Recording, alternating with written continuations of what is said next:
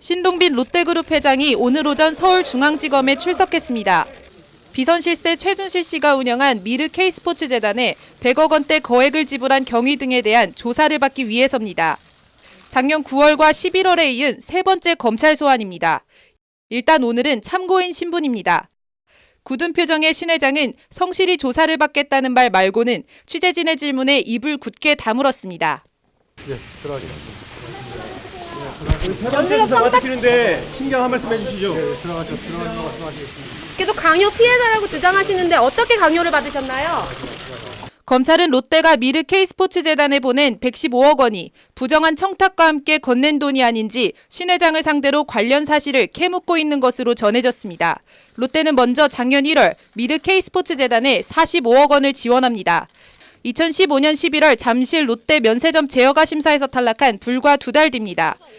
돈이 건네진 시점과 정황상 이 돈이 면세점 제어가 청탁과 함께 건네진 돈은 아닌지 의심이 나오는 대목입니다. 작년 3월 신 회장이 박 전 대통령을 독대하고 난 2달 뒤인 작년 5월 롯데는 K스포츠재단에 70억 원을 다시 보냅니다. 롯데와 아무 연고도 없는 최 씨가 주도하던 하남시 체육센터 건립사업 지원금 명목입니다. 당시는 롯데 총수 일가에 대한 경영비리가 크게 논란이 되던 시점이었습니다.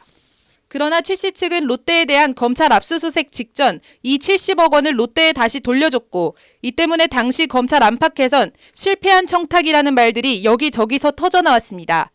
롯데가 수사 무마 청탁과 함께 돈을 건넸지만 청탁이 성사되지 않자 최 씨 측에 문제가 될까 봐 돈을 다시 롯데에 돌려줬다는 겁니다. 신 회장은 그러나 지난해 12월 열린 국회 국정조사에서 이런 의혹들을 전면 부인했습니다.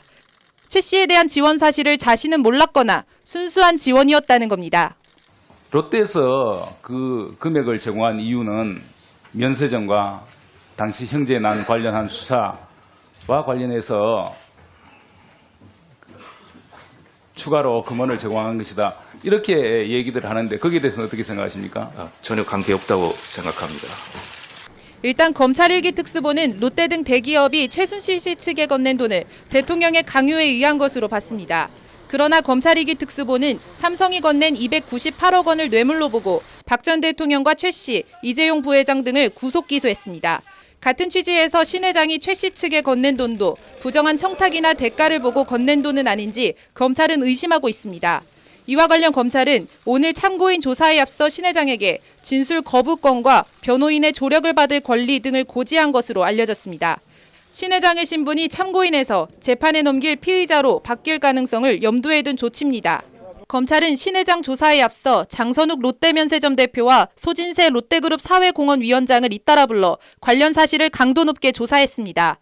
지난달 18일엔 SK그룹 최태원 회장을 참고인으로 불러 SK가 미르 K스포츠재단에 111억 원을 지원한 경위와 돈의 성격 등을 집중 추궁한 바 있습니다.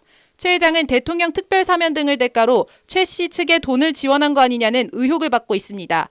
롯데와 SK는 그러나 어떤 특혜나 대가성도 없었다며 뇌물 혐의를 강하게 부인하고 있습니다. 강요 피해자냐 뇌물 공여자냐, 참고인으로 남느냐 피의자로 신분이 바뀌느냐, 신동빈 최태원 두 회장의 운명은 박근혜 전 대통령 기소 시점과 함께 결정될 것으로 보입니다. 법률방송 뉴스 장한지입니다.